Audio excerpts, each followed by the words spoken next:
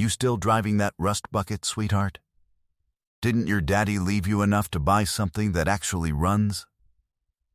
The laugh that followed carried across the whole diner side of the Redbird Junction Travel Plaza, and Josie Calhoun kept her eyes on her coffee, the way she'd learned to do at truck stops across 4 states over the last 14 months, since the rig in that parking lot had become hers instead of her father's. She didn't answer.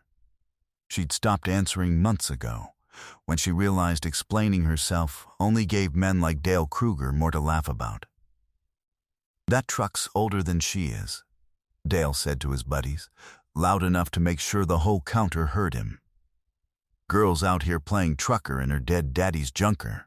The room went quiet in the particular way rooms go quiet right before somebody decides they've heard enough, and an old man 3 stools down set his coffee mug on the counter hard enough to turn every head in the diner.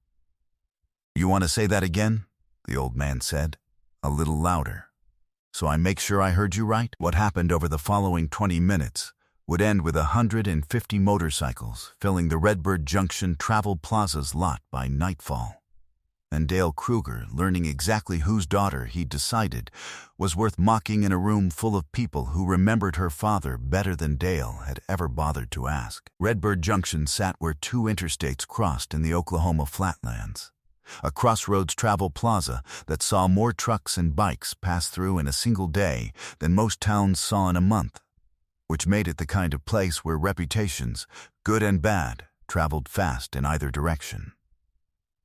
Otis Wren, known across 5 states of riders as Preacher, was 68 years old, had ridden with the Iron Vow for 45 years, and had stopped at Redbird Junction that afternoon, purely by chance, on his way to a chapter meeting 2 states over. Preacher didn't know Josie Calhoun, but the moment Dale said the words "dead daddy," something in Preacher's memory clicked into place, because he'd heard that particular combination of details once before, at a memorial 2 years ago that half the regional biker community had driven considerable distances to attend. Before we get any further, if this is your first time here, hit subscribe so you don't miss what happens next. Because the next 20 minutes weren't only about one trucker putting a bully in his place. They were about an entire community discovering, in a single conversation, exactly how much they owed a man most of them had never met in person, but every single one of them had reason to be grateful for. Now, back 16 years, to the accident on a stretch of Wyoming highway that started it all. Hunk Calhoun had driven trucks for 38 years, the last 20 of them in the same rig he'd bought used and never once traded up from, no matter how much newer. Shinier options tempted him along the way. 16 years ago, on a stretch of Wyoming highway in a whiteout blizzard, a young biker had gone down hard on black ice, alone, miles from the nearest town, and Hank had been the only vehicle to stop in the 2 hours the rider had been lying injured on the shoulder.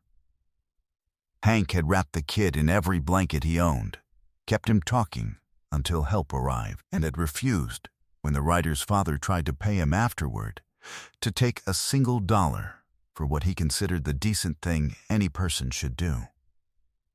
That rider had been a 19-year-old prospect in the Iron Vow, and the story of Hunk Calhoun's rig, a faded blue long hood Peterbilt with a dent in the driver's door he'd never bothered fixing, had spread through the club over the following years the way stories do among people who understand exactly what a saved life is worth.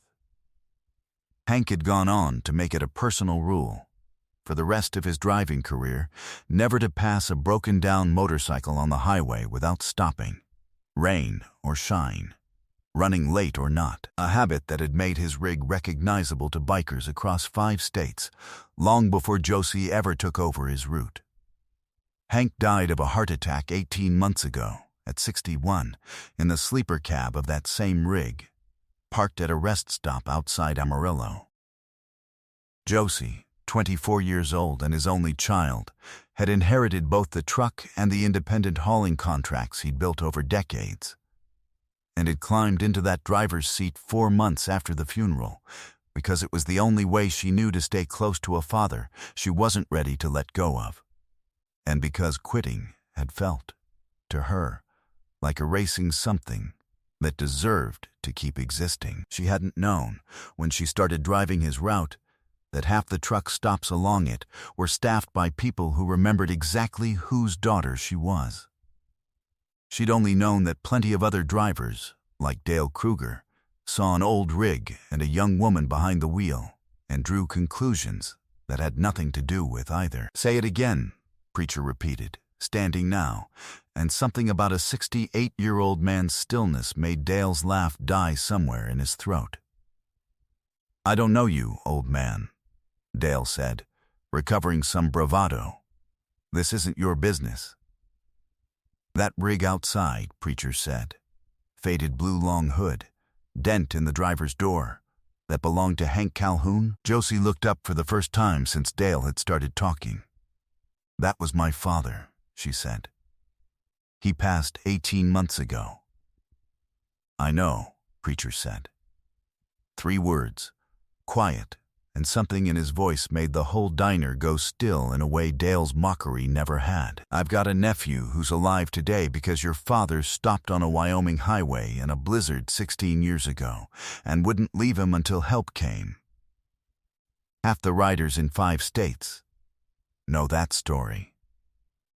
Dale's mouth opened, then closed, the particular silence of a man realizing the ground beneath his joke had given out entirely. "You've been driving your father's truck for 14 months, Preacher said, turning to Josie now, "and not one person in this room bothered to ask you what it meant to you before they decided to laugh at it."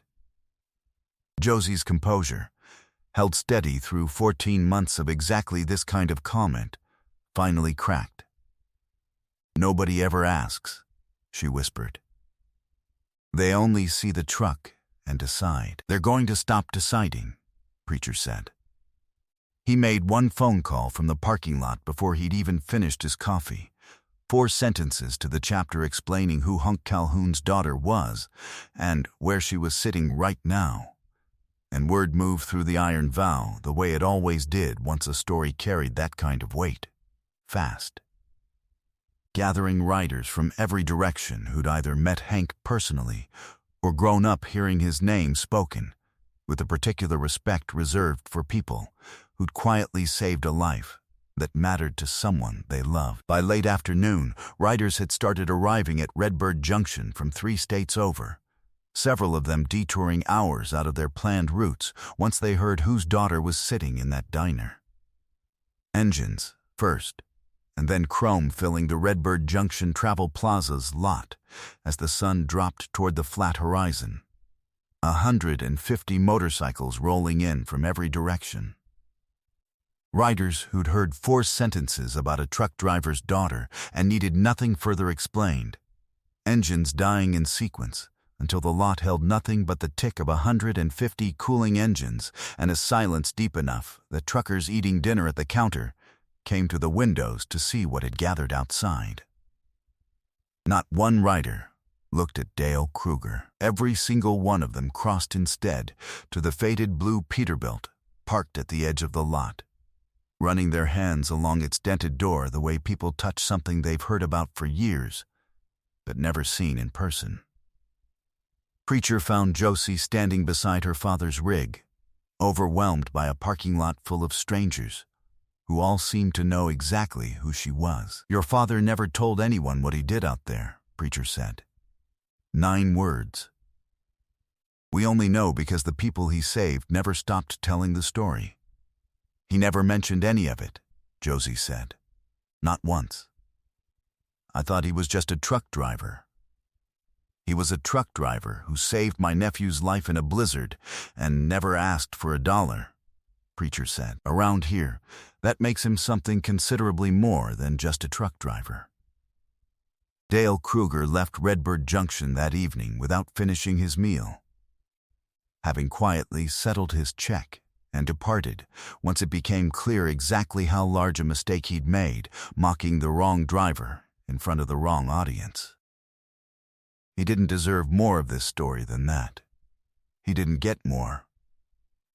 Word of what happened at Redbird Junction spread through the trucking community nearly as fast as it had through the Iron Vow, and Josie found herself, in the weeks that followed, treated with a respect along her father's old route that she'd never once experienced in 14 months of driving it herself. Truck stop managers who'd barely acknowledged her before started saving her usual parking spot. Other drivers who'd have laughed along with Dale 6 months earlier now nodded at her rig with something closer to reverence. Josie kept driving her father's Peterbilt, dent and all, and started for the first time telling people who asked exactly whose truck it had been and why she'd never once considered trading it in.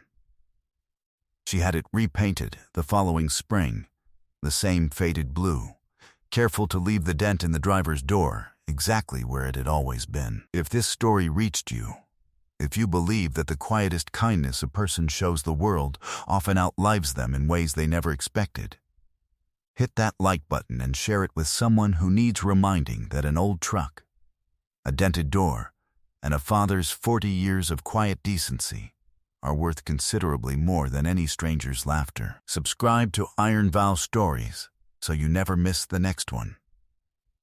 And tell me in the comments, has anyone in your family left a legacy you didn't fully understand until someone else told you the story?